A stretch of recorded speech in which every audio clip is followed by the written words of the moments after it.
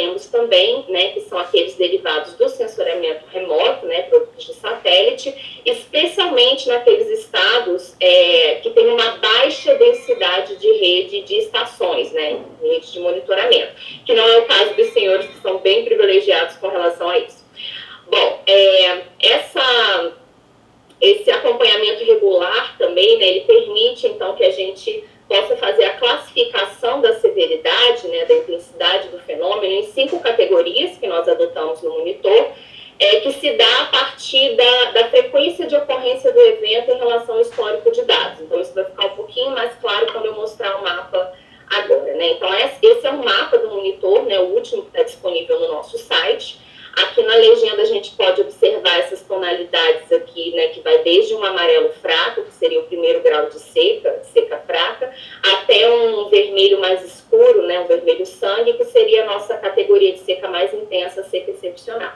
Então, a partir da frequência de ocorrência do fenômeno, a gente classifica essas secas, né, nesses graus de intensidade. O que significa isso? Que vai ser muito, espera-se, né, que seja muito mais raro a gente encontrar o mapa pintado num vermelho sangue do que num amarelo, né, que seria a seca fraca, que são aqueles eventos com tempo de recorrência menor, né, que você pode encontrar mais ou menos de 2 a 5 anos, né, você está passando por essa situação. E a de seca excepcional, que seria aquele evento mais raro, né, então mais difícil de acontecer dentro do histórico. Bom, aqui só para ficar bem claro, para quem nunca viu o mapa do monitor de secas, né, já fazer uma explicação do que ele é e o que ele faz e o que ele não é, né, e não pode fazer. Né? Então, como eu falei para os senhores, é uma forma de acompanhar regularmente, né, e de forma periódica a situação de seca nos estados participantes. Ele faz essa classificação em 5 categorias de intensidade e faz também uma indicação dos impactos, né, se eles estão associados a uma seca de curto ou longo prazo, que seria o equivalente, praticamente o equivalente a gente dizer se é uma seca de curta duração, né, quer dizer, se ela está há pouco tempo estabelecida no território, ou se ela é uma seca mais antiga, né, que ela vem se estendendo no período maior, né? Então, quando os senhores veem aqui essas letras, né, espalhadas pelo mapa e essas linhas negritadas, né, que são mais escuras do que a divisão político-administrativa dos estados, então é justamente para fazer essa diferenciação a respeito de se é uma seca mais recente ou está associada a déficits de precipitação mais antigos, né, acima de 12 meses. Além disso, esclareço que o monitor de secas, ele não é meramente um mapa de anomalia de chuva. A gente que está acostumado muito a assistir essas reuniões dos GTs de tempo e clima, a gente vê muito esses mapas de anomalia de precipitação. Então, às vezes, se você colocar o mapa de maio de 2022 ao lado do mapa de anomalia de chuva de maio de 2022, você não vai ver uma correlação direta, nem sempre você vai ver uma correlação direta entre o que o mapa da anomalia está te dando e o que o mapa do monitor de secas está te apresentando, né? Então, por exemplo, se num determinado estado você pode até ter tido um excesso de precipitação, uma anomalia positiva num determinado mês, e você olha para o mapa desse estado, vamos supor aqui em Minas Gerais, né? Vamos supor que nós tivemos, não, melhor, Rio Grande do Sul, no mês de maio nós tivemos no Paraná, Santa Catarina e Rio Grande do Sul, algumas áreas com excesso de precipitação. Então, se você pegar lá o mapa do Paraná, por exemplo, homenageando aí o Arlan, assim que esse MEPAC está aí, e olhar o que aconteceu em termos de quantidade de chuva e olhar o mapa do monitor, você não vai ver um mapa muito com excesso de precipitação e o mapa do monitor sem seca. Nem sempre isso vai ser verdade. Eu costumo dizer que o monitor de secas ele é como um retrato da seca, que se assemelha àquela situação da foto de uma pessoa, né, que estava numa situação assim de sobrepeso ou obesa e começa a fazer uma dieta, né? Então, assim, você pode ter, assim, até se destacado como uma pessoa lá num grupo que perdeu mais peso aquele mês.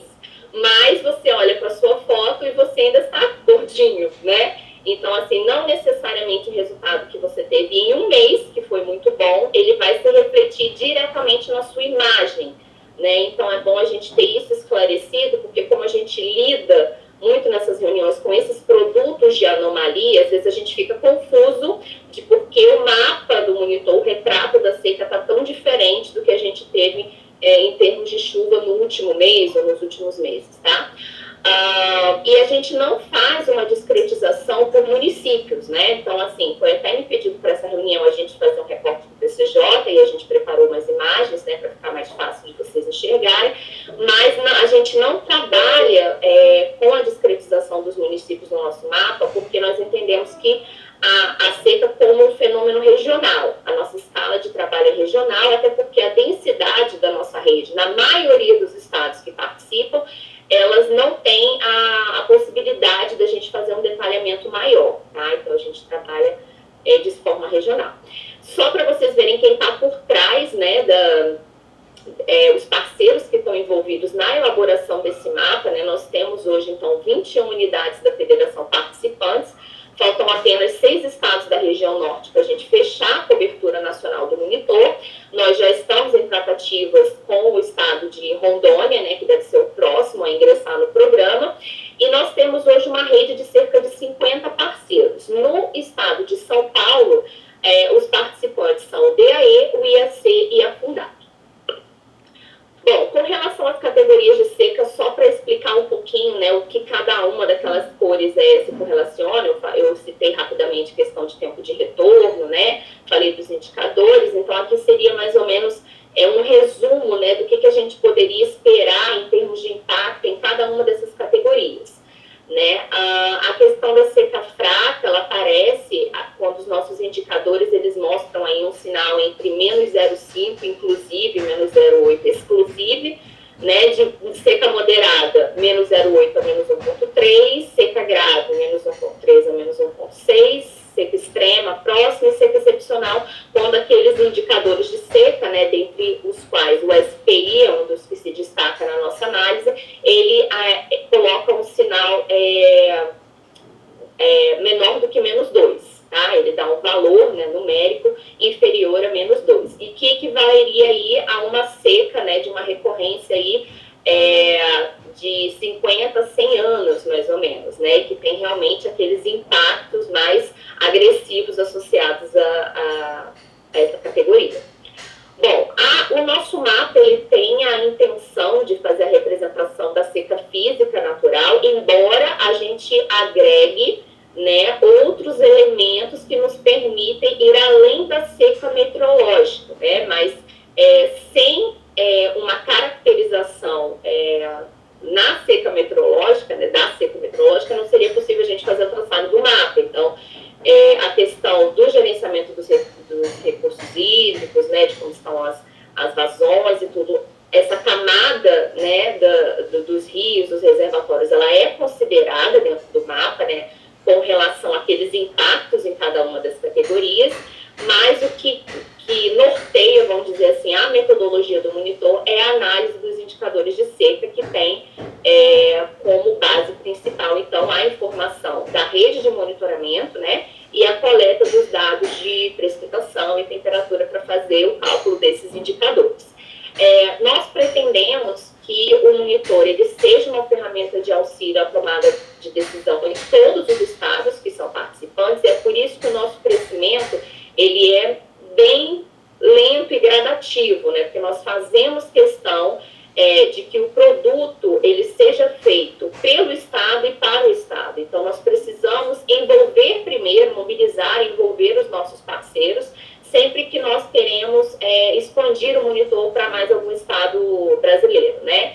Porque o protagonismo, né, o cerne da ideia do monitor, da concepção dele, é que ele seja 100% feito pelos seus entes estaduais, parceiros, né? Então, assim, a Ana, ela é a coordenadora desse processo, mas quem faz esse mapa de verdade são os estados que estão junto com a gente colaborando. E esse protagonismo, ele se dá nas duas etapas principais de elaboração do mapa, que abrangem a autoria do rascunho do mapa, que a gente fala, e a gente até faz aquele paralelo, assim, de que toda obra-prima precisa de um rascunho, né? Então, ficou bem adequado a gente chamar dessa dessa forma, porque antes de ter a sua, vamos dizer assim, o retrato final, né, aquela Mona Lisa, lá no site do Monitor de Secas, a gente precisa, então, que uma equipe se debruce sobre esses dados, né, e façam aí a proposição de um primeiro rascunho, né, de como estaria a situação de seca naquele mês. Depois disso, todos os nossos estados, eles validam esses mapas para dizer se realmente aquela seca que foi proposta pela equipe de autores, ela é representativa da realidade do estado. Então, todos os estados participantes, eles têm esse feedback para dar para a equipe de autoria e poder fazer as alterações que julgarem necessárias, desde que devidamente justificadas e com evidências, né, de que a categoria seria um grau superior ou inferior, enfim, diferente daquilo que foi proposto. E com isso a gente busca, então, no futuro, né, ter essa construção de um histórico de todos os eventos de seca que ocorreram naquele território, associados aos seus impactos e severidade, de uma forma sistemática e que isso não se perca com o passar do tempo na memória das pessoas que passaram por essas instituições. Bom, aqui só um breve panorama, então, já estou caminhando aqui para o final da apresentação, para a gente observar como está a situação em São Paulo. Eu sei que a bacia do PCJ, ela abrange também 8% da sua área em Minas Gerais, mas para simplificar aqui a questão de eu colocar o recorte, né, da bacia, eu tirei somente o pedaço de São Paulo, tá bom? Então, aqui a gente pode ver que no primeiro mapa publicado, né, quando São Paulo efetivamente veio fazer parte do programa Monitor de Secas, isso foi lá em novembro de 2020, né, nós tínhamos, então, uma situação, né, de uma seca em andamento, né, que na região da bacia do PCJ, ela estava entre as categorias moderada e grave, né, e sinalizada aqui como uma seca de curto e longo prazo, ou seja, tanto os déficits de precipitação recentes quanto os mais antigos indicavam essa situação de seca na bacia, né, nessas categorias aqui. No mês de maio de 2021, e aqui eu fiz um recorte de maio por dois motivos, né? Porque o último mapa publicado que nós temos no site é o de maio de 2022, então eu peguei o mapa de um ano atrás também, e também porque maio é um mês bastante interessante da gente olhar o retrato da seca, porque a gente está... É o mês clássico de entrada na estiagem, né? Quando realmente as precipitações elas começam a baixar, a gente já espera, né, uma redução das vazões e tudo devido a esse estio climatológico.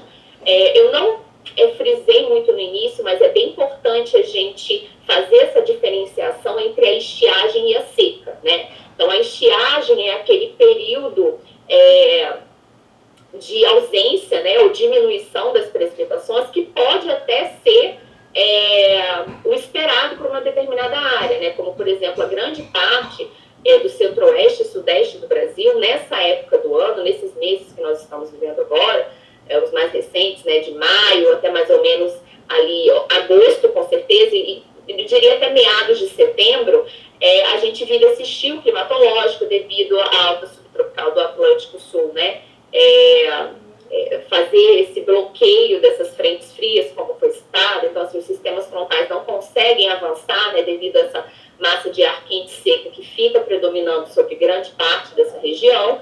Então, assim, é o período, a estação seca, como nós chamamos, né, é aquela estiagem climatológica, é o esperado. Todos os anos nós vamos ter que lidar com isso. E o que o monitor nos mostra não é um produto de estiagem, é um produto de seca. E o que seria seca? A seca como a gente fala, a seca é relativa ao seu histórico. Então, é quando aquele déficit de precipitação você observa uma anomalia, um desvio em relação à condição normal, né? Então, quando a gente olha esse mapa como está colorido dessa forma, nós não estamos enxergando a estiagem de São Paulo, né? Nós estamos enxergando uma situação de seca estabelecida, onde há um desvio em relação à condição normal da gente passar nessa época do ano, no mês de maio aqui, por exemplo, né, como são esses dois mapas. E essa situação, né, que progrediu essa seca, né, desde o primeiro mapa lá de novembro de 2020 até maio de 2021, a gente vê que essa seca ela foi se agravando em grande parte de São Paulo, com exceção aqui da parte leste do estado, que foi ali onde havia ainda alguma entrada, né, foi favorecida por alguma entrada de frentes frias, né, que ainda conseguiram deixar um rastro de precipitação, pelo menos nessa faixa leste. Mas o interior do estado, a parte oeste, centro-norte, ela ficou bem prejudicada em relação a essa estação chuvosa entre o final de 2020 e 2021, que foi bem ruim. Então, nós tivemos um agravamento dessa situação aqui nessa parte leste e também pegando aqui a região do PCJ, nós tivemos a manutenção dessa condição de seca grave, ainda no mês de maio, né? Então, nós começamos lá o período de estiagem em maio de 2021 com uma situação já bastante grave, né, em termos de situação de seca. Não foi muito diferente, né, a estação chuvosa de 2021 para 2022, ela também foi uma estação chuvosa ruim, e nós continuamos aí com essa situação de espalhamento, né, dessa seca e continuidade dessas intensidades mais severas, né. Teve uma pequena diferenciação que eu vou mostrar aqui para vocês, acho que é no outro slide. Vou só mostrar aqui que no site do monitor nós conseguimos também enxergar desde a entrada, porque eu só fiz aquele recorte desses 3 mapas para vocês, mas a gente consegue enxergar em todo o histórico a partir desses dados tabulares, que esse gráfico está lá no nosso site, né? Então, só para a gente ver a evolução aqui como um todo, né? Nessa janela de observação mais longa, desde novembro de 2020, nós conseguimos perceber aqui que ao caminhar para 2021 e 2022, nós tivemos um aumento tanto da área com seca grave, como também a extrema e a excepcional, né? Com a chuva na estação agora 2021/2022, em algumas áreas ela foi um pouco melhor do que a estação do ano anterior, a estação chuvosa 2020-2021. Então, nós chegamos a ter alguma diminuição da área com seca excepcional, né? Praticamente a seca extrema ficou aqui em estabilidade, mas nós tivemos uma pequena diminuição das áreas com seca excepcional, né? Mas realmente uma melhora assim, muito sutil em relação ao que a gente precisava ter observado no estado. E nesse período também, 100% do território estadual ficou aí sob condição de seca durante todo esse período observado. Aí, só para fazer aquele paralelo que eu falei sobre os mapas de anomalia, e mostrar que, assim, eu peguei aqui um recorte, né, da anomalia de precipitação, então aqui são os últimos 4 meses, né, a partir de março de 2021. Então, isso aqui pega a anomalia de dezembro de 2020 até março de 2021. Então, veja que aqui naquela região onde a gente tinha essa situação aqui de uma seca um pouco mais fraca, ali no alto da subbacia ali do Jaguari, acho que do Atibaia também pega aqui, nessa pontinha leste da bacia, nós tínhamos uma situação naquela época, né, de um acumulado um pouco mais significativo aqui, né, de precipitação, né, uma anomalia um pouquinho mais positiva, na estação chuvosa 2020-2021. E era isso que dava um pouco mais de tranquilidade aqui, né, dessa situação mais amena na bacia naquela ocasião. Já nessa estação chuvosa 2021/2022, então assim, de dezembro de 2021 a março de 2022, nós tivemos exatamente o sinal inverso nessa porção da bacia, né? E isso fez, então, com que essa seca, ela se agravasse, né? Em relação ao que a gente tinha no ano anterior, né? A gente vê que a distribuição da precipitação nessa estação chuvosa, ela foi muito heterogênea, né? Então, nós tivemos algumas áreas com um ligeiro excesso de precipitação, uma anomalia um pouco mais positiva em relação ao normal, mas tivemos também dentro daquela região que estava já com uma situação de seca mais grave, a continuidade, né, desses déficits de chuva. Bom, aqui só para fazer um recorte, né, e mostrar para vocês assim, o que significaria essa seca de curto e longo prazo e esse L aqui de longo prazo, eu tirei aqui para vocês alguns indicadores e mapas de anomalia que a gente usa como produtos de apoio para a gente fazer esse retrato da seca, né? Lógico que isso aqui é só um recorte muito pequeno, nós usamos indicadores de 3, 4, 6, 9, 12, 18 e 24 meses. Então, todos esses produtos, eles são mensalmente analisados pela nossa equipe de autoria. Esse mapa de maio de 2022 para o estado de São Paulo, ele foi elaborado, foi traçado pela equipe do CIMEPAR, né, o Arlan e o Reinaldo Quineu, que são nossos autores lá pela região sul-sudeste.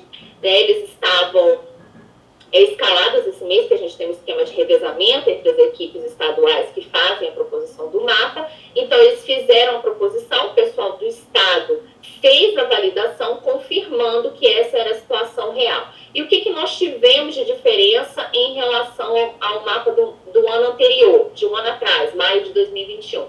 Nós tivemos a sinalização de que essa seca aqui ao norte do estado, divisa ali com o sul e Triângulo Mineiro, estava numa condição de déficit de precipitação de mais longo prazo, quer dizer, uma seca mais antiga, apesar de que no curto prazo nós tivemos algum alívio das precipitações durante essa estação chuvosa. Então, nós tivemos alguma melhora no sentido de que começou a ter uma normalidade ou um volume de chuva no curto prazo melhor, mas como nós vínhamos de uma situação assim, crítica, né, de estações chuvosas subsequentes abaixo da média, então nós ainda temos essa situação de seca muito severa aqui na parte norte do estado. E no PCJ não é diferente, né? Nós ainda temos essas anomalias marcadas tanto no curto quanto no longo prazo, é por isso que é uma seca de curto e longo, e os indicadores também, tanto o SPI quanto o SPI, corroboram, né, esse sinal de seca mais intensa na bacia.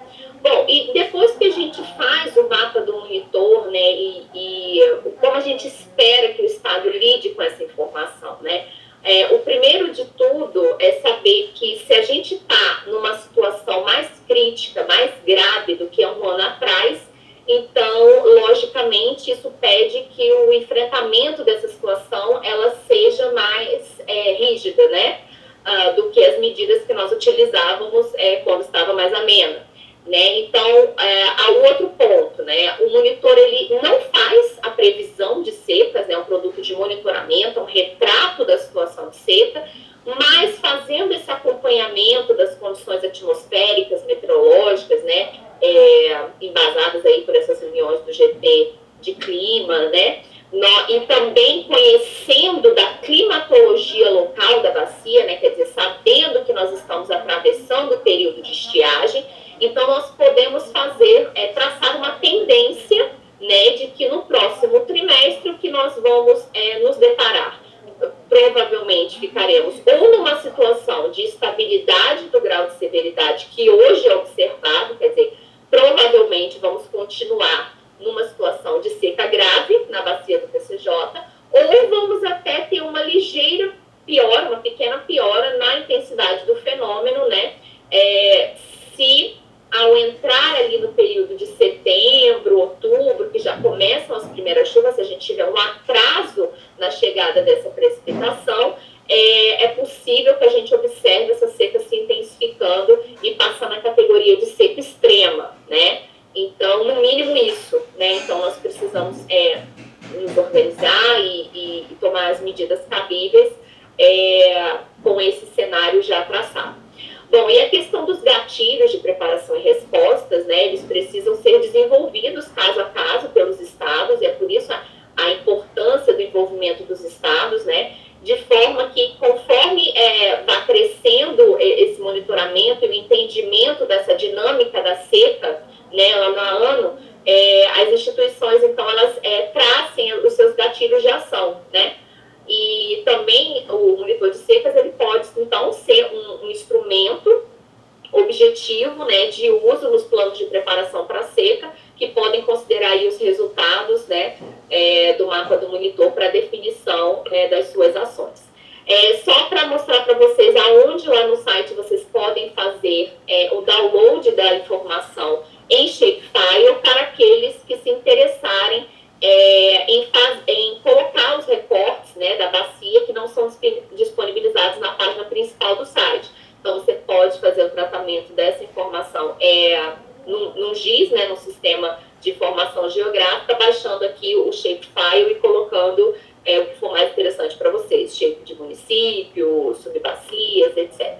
E aqui, só para finalizar com essa frase que a gente desenvolveu, né, é que é importante a gente ter em mente que a seca é como uma doença crônica, né, para a qual a gente espera que a chuva é o remédio, né. Só que quanto mais grave a situação, né, desse paciente, vamos dizer assim, maior é a dose, quer dizer, maior é o volume de chuvas que vai ser requerido para esse tratamento, né, para que ele seja curado, vamos dizer assim, fique numa situação de normalidade, sem seca, né. Só que, vamos dizer, as doses, elas também precisam ser homeopáticas, né, não adianta você ter um evento, um extremo meteorológico, né, que ali causa uma inundação e tudo, e depois você para de tomar o remédio, né? Então, assim, o ideal é que as doses elas fossem muito bem administradas, mas nós não temos o controle sobre elas, né? E aí o tempo de tratamento ele vai variar de caso a caso, né, segundo o histórico do paciente, quer dizer, segundo a situação que ele está enfrentando, né? E o acompanhamento contínuo é justamente o que vai ser vital, sobretudo enquanto ele estiver com os sintomas manifestados, né, que são os impactos aí associados. E também não esquecendo que quando a cura for aparente, é preciso continuar procurando o médico, né, quer dizer, o monitoramento é preciso ser feito para sempre, né, para que haja prevenção, então, de novas manifestações da doença, novas crises, tá bom? Agradeço, fico à disposição e desculpe se eu me excedi no tempo. Obrigado, Priscila, pela didática, pelas analogias, principalmente, né? Alessandra. Bom, agora acho que temos algumas dúvidas no chat, que foram sendo respondidas até algumas questões técnicas aí ao longo da apresentação, mas eu gostaria agora de abrir para os membros também, o Alain, enfim, os membros de maneira geral, que aproveitar aí, fica clara a evolução, né? O papel, primeiro, como a gente tem que ter investimento em monitoramento perene, para permitir a gente, de fato, conseguir ter esses produtos ao longo do tempo. Mas, enfim, vamos abrir aqui para os membros, os usuários também que tenham dúvidas específicas ou sobre o monitor de maneira geral. Fiquem à vontade. Estão tímidos na presença da Ana? Então eu vou começar com a primeira questão aqui, depois acho que é um pouco até para a gente compartilhar experiências, né? Vocês aí na Ana que tem uma visão um pouco mais, né, dos Brasis, né? Como vocês têm visto, né, quais têm sido as experiências que vocês teve da utilização do monitor? Embora o monitor, vamos dizer, olhe mais para o retrovisor e menos para o para-brisa, né, vamos dizer assim, nesses planos de preparação para a seca, né, dentro de cada região para a sua aptidão. Mas como vocês têm percebido essa incorporação dessas ferramentas, como, por exemplo, o monitor de seca, nesses planos de preparação, o que vocês têm visto um pouco aí pelo Brasil de maneira geral? Alice, você vai responder? Eu vou falar, depois se você quiser você complementa. A gente tem percebido que o monitor tem sido incorporado, né, pelas mais diversas salas de situação Brasil afora e até outros órgãos, né, como, por exemplo, a Defesa Civil Nacional tem utilizado o monitor de secas para embasar seus processos de decretação de situação de emergência ou estado de calamidade pública, para direcionamento de caminhões-pipa, né? E as salas de situação e seus produtos também têm utilizado o monitor e ele tem servido muito de gatilhos para a adoção de medidas mais específicas de cada região, seja para controle de abastecimento público, seja para a questão de um dimensionamento melhor na alocação de água. Então, assim, ele já tem sido, como ele não é uma ferramenta de previsão, mas ele é uma ferramenta que dispara gatilhos para a adoção de medidas e, se associado a outras ferramentas, é que a Priscila falou, dá até para se fazer uma tendência do que está por vir. Né? Você conhecendo a climatologia, por exemplo, agora da região sudeste e centro-oeste do país, que já está no período de estiagem, se os estados que compõem essas regiões já estão entrando nesta época com um mapa apresentando uma severidade maior de seca, isto mostra que a tendência é um agravamento. Né? Então, daqui para o final do período seco, né, tende a piorar os impactos que já estão sendo sentidos dessas duas regiões, que a gente sabe que espera-se que o período chuvoso só deve começar por volta de outubro. Nós estamos no início do período chuvoso ainda. Né? Temos um mês e meio de período seco. Então, o monitor tem sido muito utilizado para essas análises, para essas previsões de tendências e para esses gatilhos para a adoção de medidas por parte dos órgãos tomadores de decisão. Cris, se você quiser completar com alguma coisa. Não, Ali, eu ia citar mesmo o caso da Defesa Civil Nacional, né, que, por exemplo, eles utilizam o monitor como critério objetivo de análise no reconhecimento dos pedidos de deferimento, né, para situação de emergência ou calamidade pública para seca, né. Então, e os estados, né, além disso, os estados, como a Alessandra falou, nós sempre buscamos fazer a integração das salas de situação dentro do programa, né, de forma que o Estado ele seja ao mesmo tempo o produtor da informação e o principal usuário, né. Então, alguns casos assim que a gente já teve retorno dos estados por exemplo, com relação a campanhas de perfuração de poços, por exemplo, no Nordeste, né. Então, eles olham o mapa do monitor, se valem daquela informação e traçam uma rota de acordo com as cidades, né, os municípios que estão numa situação mais crítica, né. Então, assim, um tipo de uso do monitor ele é bastante diverso, né, e os estados, a partir do momento que a gente entra, que a gente propõe essa metodologia de monitoramento, eles mesmos vão descobrindo, né, as formas de utilizar o monitor naquilo que eles precisam fazer, né, e é por isso a integração se dá junto com a sala de situação, porque ali normalmente tem um órgão de tempo e clima, tem a questão da Secretaria de Meio Ambiente, né, que trabalha com a questão de outorgas, né, tem a Defesa Civil, que é um super parceiro nosso em todos os estados, né, que vão aí também traçar, né, estratégias de como utilizar a informação desse mapa. Então, assim, existe um aprendizado que está sendo construído, né, a partir dos próprios entes estaduais. E o trabalho da Ana é sempre estar motivando, fazendo capacitações contínuas, né, e acompanhando aí a evolução de como os parceiros têm feito uso dessa informação. Mas ainda há muito que se fazer, né, porque a gente nem conseguiu cobrir todo o território nacional ainda, né, então a gente está empenhado mais nessa frente no momento, né, deixar todo mundo